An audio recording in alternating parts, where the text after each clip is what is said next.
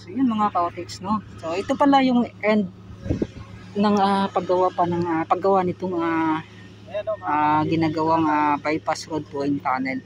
So mga ka-OTX, dito banda yung huling dugtungan na talaga niya. Ito na yung dugtong, no? So kita natin yung bundok dyan. So yun mga ka-OTX, no. Ibuboring pa ba nila yan o tunnel? Gawin ba yan wind tunnel? So abangan natin yan. So abang lang tayo din mga banda mga ka-OTX, kasi yan yung bundok na yan. So dito talaga yung matatamaan para sa paggawa ng isa pang wind tunnel. Yan, no. Dito na po sa Barangay Tigato yung matatamaan. So kasama ko pa rin si Sir Welby na nandoon sa unahan. So against the world talaga dito. So pupunta pa daw kami ni Sir Welby doon sa unahan. So para talaga mas makumpleto namin yung update namin sa haba po ng nilakbay namin ngayong araw. Yun, no.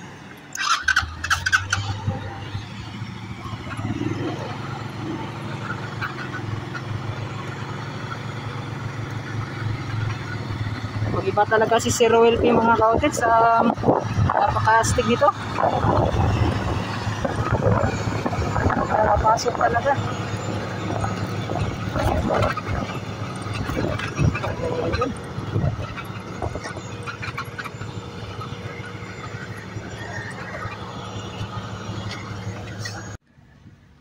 So yan mga ka-OTX. Dito na tayo sa may malapit na dito sa kabilang So mga ka-OTX, dito na tayo. So kanina sa unang tawag niyan, sa Batman. So dito naman sa kabila. Yun, no. So gumagawa sila ng girder mga ka-OTX. So sa pagsimula naman, para kapag matapos na yung isang paggawa nila ng poste. Yan, no. Wall post pa daw sa yung tawag.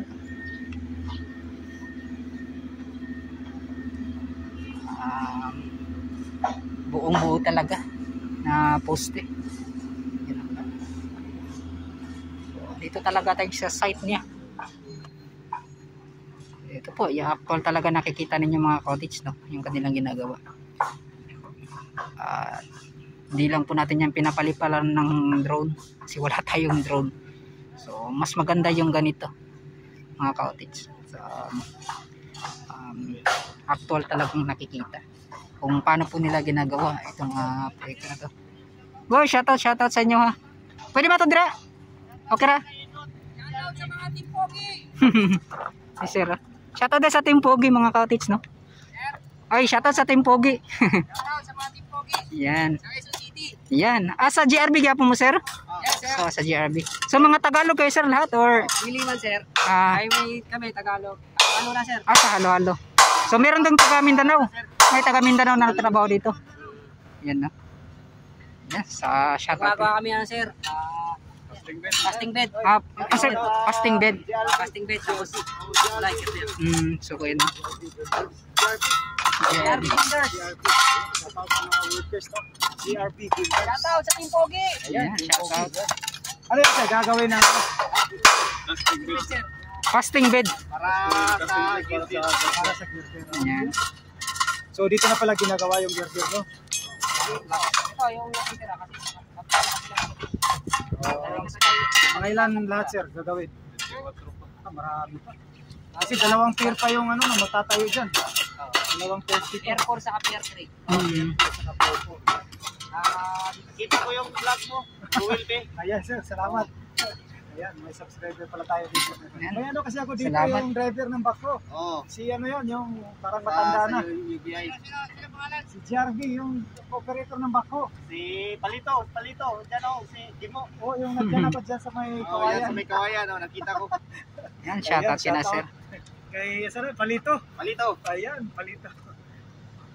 Sige, sir. Salamat, sir. Oh, sige, Sir. Yan.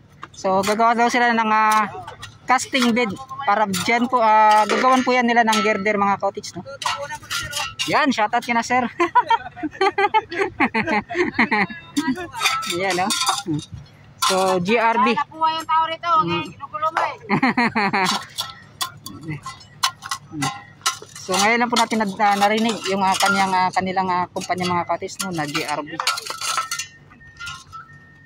So sila po yung nabigyan ng package dito sa paggawa ng tulay. Yun, no? Mga ilang metro to, sir? Mga 40? 30, pinakamataas yun sa 39.3 ata. So 39.3. Hindi pala pareho, no? May naka-slanting kasi pier natin. Lagi. Naka-slanting yan. So kaya pala hindi magkakuan siya, magkapareho. May 37, may 39. Yan mga kaotids, no? Naka-slant kasi, naka-slanting yung kanilang paggawa ng poste. Diagonal yung natin. Bitaw, sir. So yun mga kaotids, at sa pagbalik natin makikita na natin yung forma po sa paggawa nila ng girder. Yun, no? Malawak kasi yung area dito, kaya nagagawa po nila ng maayos itong proyekto na to. Yan, no? Yan. Steel bar cage. Yan, no? So ganito po yung mga makikita natin sa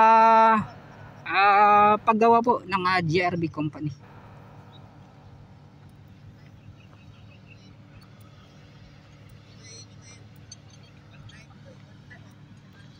Sulit na sulit po mga kaotids, no, yung pagpunta namin dito nang dahil po kay Roel-P. Talagang na-update talaga natin ng malapitan. Hindi man natin naipakita yung north and south portal po sa paggawa ng twin tunnel, ngunit naipakita naman namin ang mga dugtong pa niya sa ginagawang daanan.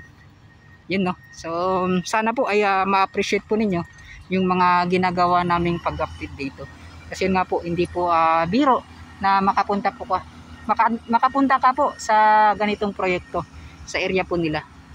Yun, no? So mga kaotids, sana po ay matuloy-tuloy pa yung pag-update natin kasama si Sir Roel-P. So sa kanya lang talaga ako kumukuha ng kumukuha ng kung saan ka po makakuan sa kanya, makasama sa kanya para ma-update itong ginagawang proyekto na to. Yun, no? Shoutout pala talaga kay Sir Roel-P na napakagaling, na alam niya talaga yung pasikot-sikot na daanan para matunton itong proyekto. Ayun, no? So hindi man namin makumpleto lahat na may update, at least naipakita namin itong proyekto na to. Yun, no?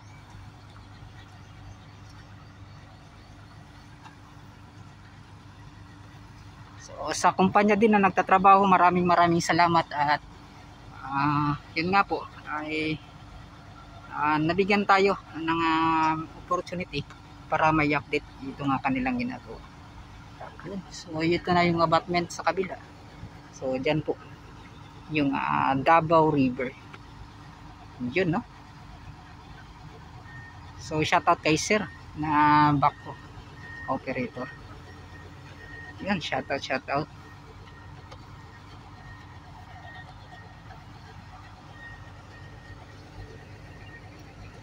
So yun mga kaotids, siguro hanggang dito na lang po muna yung update natin, no?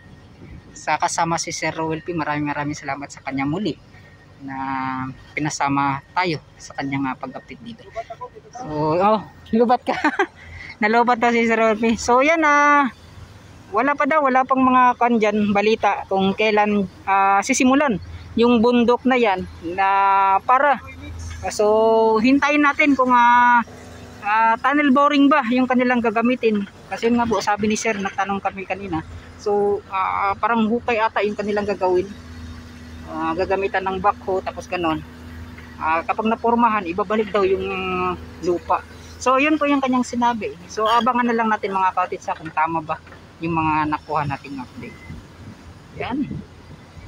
So maraming salamat, at hanggang dito na lang. Ayan, mega shoutout po sa inyong lahat, lalo na kay Sir Roel-P sa mga OFWs natin, mga solid subscribers natin dyan, solid viewers. Sa mga hindi pa po nakapag-subscribe, yan mga kaotits, sana po pakisuporta po na aking YouTube channel, Tito Lance TV. Yan. So hanggang dito na lang, papalan po ako kay Sir Patrick Earl, Ma'am Kumalabray, Sir John Emphasis, kay Ma'am Esperanza de la Cruz, yan, kay Sir John, kay Sir Leopoldo Sonega, mega shoutout. At hanggang dito na lang, ang gabi na.